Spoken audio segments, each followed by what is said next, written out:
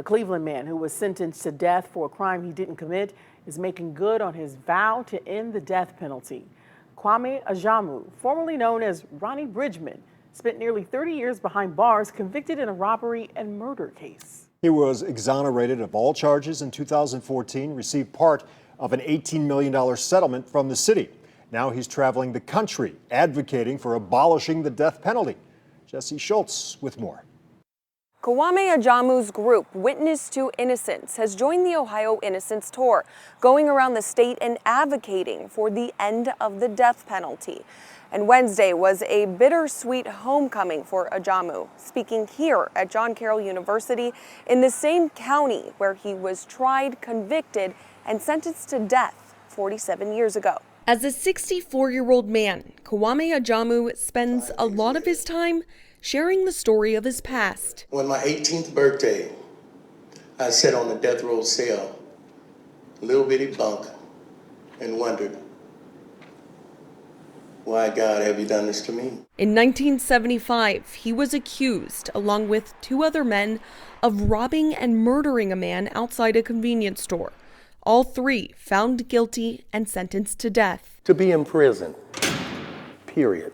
To be in prison is very bad for any human being.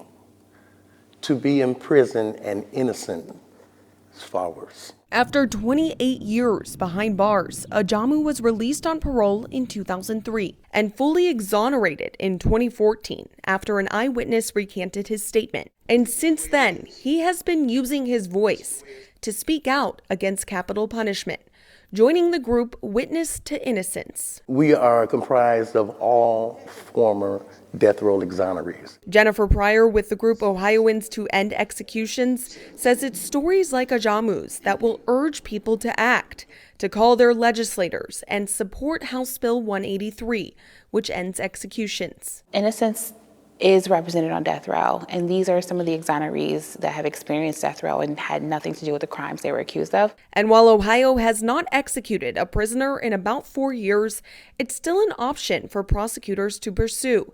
And there are currently 134 inmates on death row.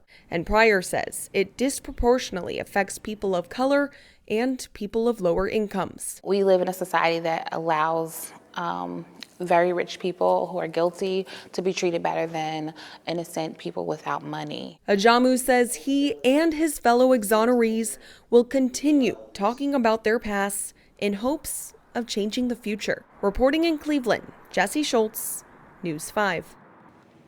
And there's more. On Friday, you can watch the premiere of a new documentary about Cleveland native Ricky Jackson, who was sentenced to death for a crime he did not commit.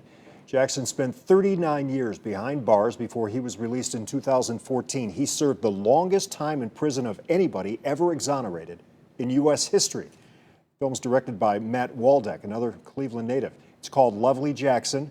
It's in the Chagrin Documentary Film Festival this weekend.